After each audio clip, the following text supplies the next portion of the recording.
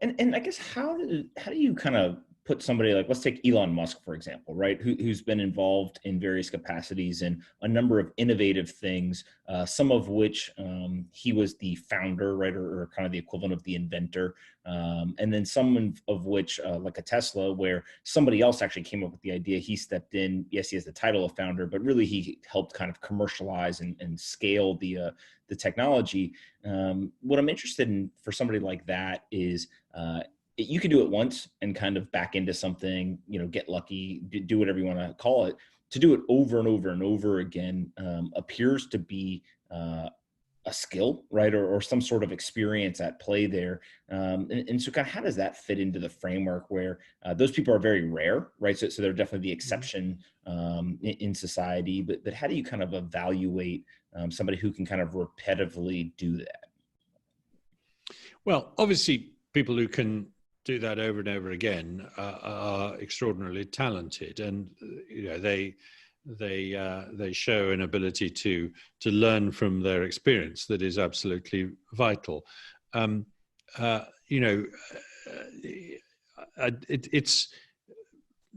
like Thomas Edison did this again and again and again. He set up an innovation factory, the job of which was to produce innovations. And he made lots of people work for him and work very hard. And he told them to do lots of trial and error experiments. And he got results. And that is certainly a key, result. But I don't think it comes from a particular spark of genius. I think this is where we go wrong. We tend to look at people like that and think, well, I could never do that because I'm not as clever as Elon Musk or Thomas Edison.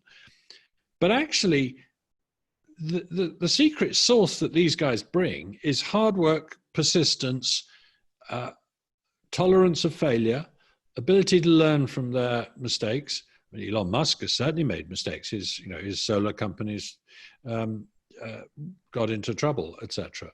It's not, the jury's still out on Tesla. I mean, it's hugely dependent on government grants and things like that. And I say in my book that I think his ideas of the Hyperloop are probably extremely impractical. It's not the case that everything they do is brilliant. And I think it's quite important to get away from that, to stop trying to put these people on a pedestal and make them into gods, and say that they were partly lucky in the right place at the right time, partly persistent. A huge amount of sort of pig-headed obstinacy can be helpful, but not so pig-headedly obstinate that you don't change course when the facts change. That's the other thing.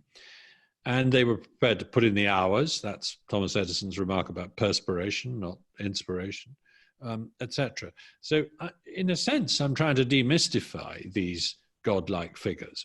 Now, I do it by telling stories in my book. I tell a lot of stories about how innovations came to be, and I often focus on the key individual who was involved.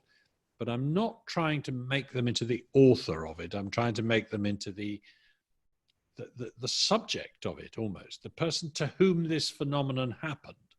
And I'm also trying to put them in the social context of the other people they relied upon.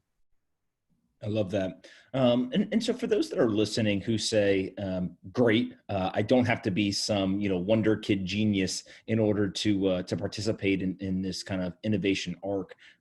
What can they do to become more innovative, right? As you've kind of studied so many of these stories, are there things that people can actually do to kind of practice or develop that muscle? Or is this something that is more just trial and error and go try to solve problems and it'll come to you as you kind of put those hours in?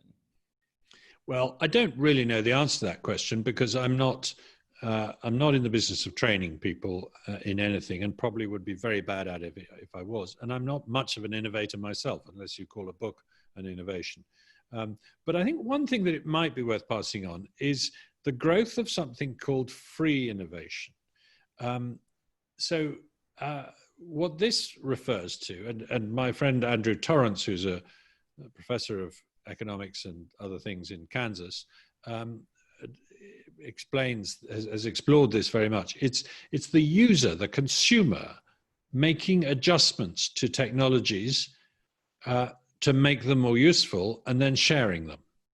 And So a very nice example of this is a system called Night Scout, which is used by parents to monitor the sugar status of their diabetic kids in school. And essentially it's about, the real-time data being uploaded to a network where parents can keep an eye on it. And this was entirely built by 2 or 3 parents, one of whom did one part of it, one of whom did another part of it, third added a third layer and so on and changed the name. It starts out with a gadget from a pharmaceutical company, but the whole superstructure of the sort of the internet interface with this device was built by users and is now made available through a foundation to any parent who's in the same situation. The surfboard industry learns a lot from its users, apparently. The users make adjustments to the shapes and devices on surfboards and feeds these back to the manufacturers. So I think it's, and by the way, there's, obviously patents can get in the way of this kind of thing, but shouldn't, because actually the law is if you do this and you change something and it's your own creation, then you can't be stopped from doing it. So it's quite important, I think, to think about the fact that you, in the way you adjust and adapt any old device, are yourself being an innovator. And all you've got to do is feed that to other people in a small way, and suddenly you're an innovative business person.